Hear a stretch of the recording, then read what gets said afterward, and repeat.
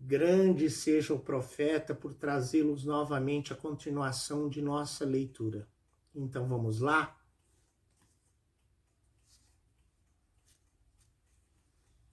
Septuagésima primeira noite. Observaram, disse ele, o tremor da ilha, os do navio, de onde nos gritaram que nos embarcássemos a toda pressa, que íamos todos perecer, que o que tomávamos por ilha era o espinhaço de uma baleia.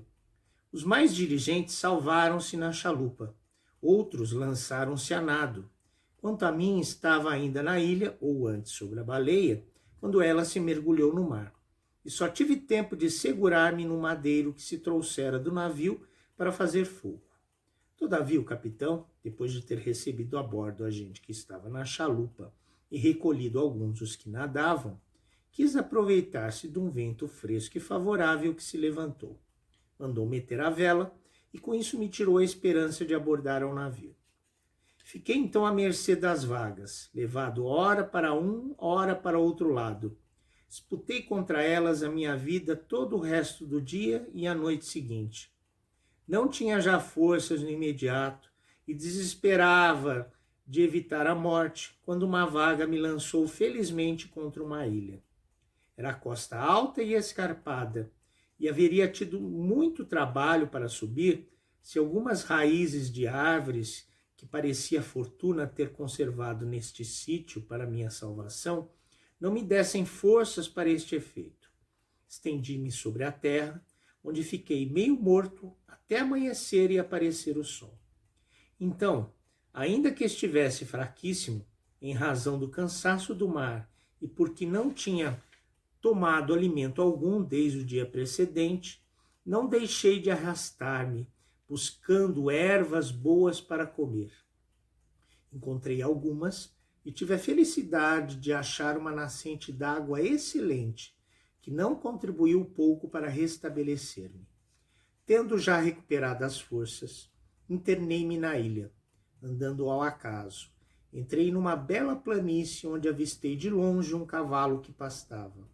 Encaminhei-me para aquele sítio, flutuando entre o receio e a alegria, pois ignorava se ia buscar a minha ruína ou a ocasião de pôr a minha vida a salvamento.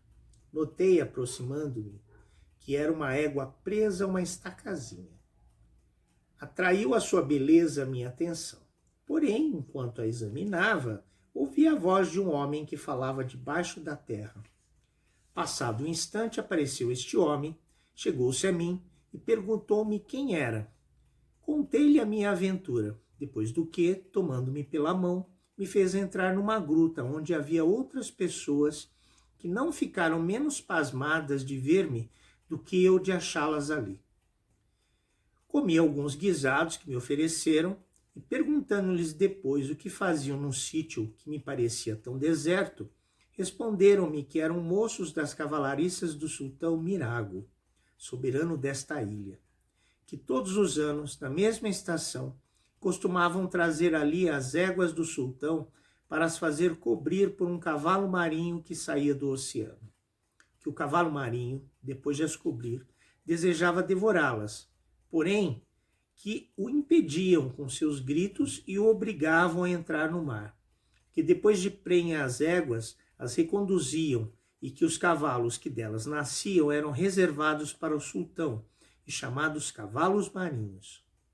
Acrescentaram que deviam partir no dia seguinte e que se chegasse um dia mais tarde, pereceria infalivelmente, porque as habitações estavam distantes e me teria sido impossível chegar lá sem guia.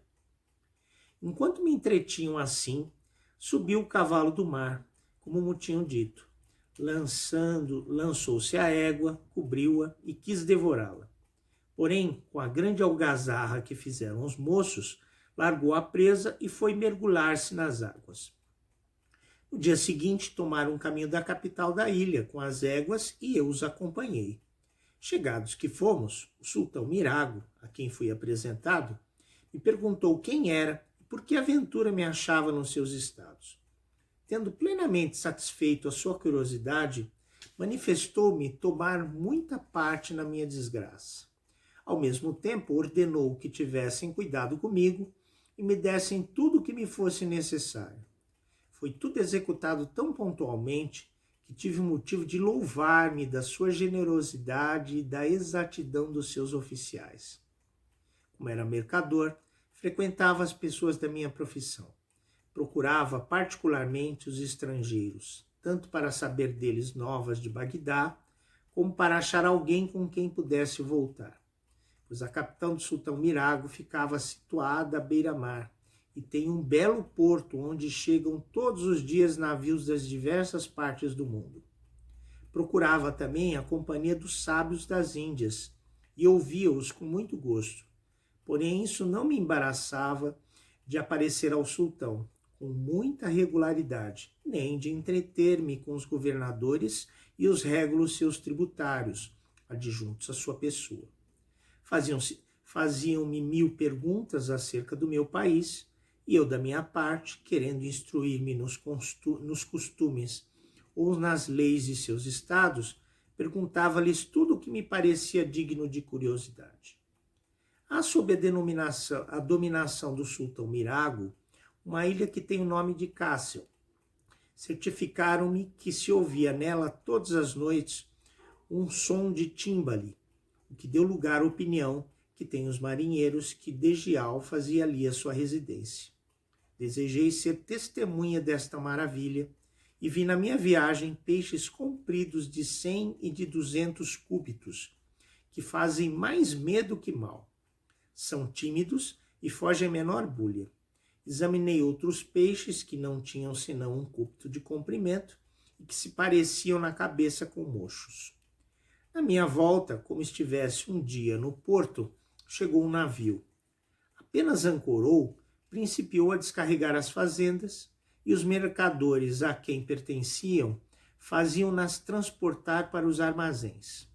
Lançando os olhos sobre alguns fardos e sobre as letras das marcas a quem pertenciam, vi o meu nome, e depois de os ter examinado com atenção, conheci que eram os que mandara carregar no navio no qual me embarcara em Balsora.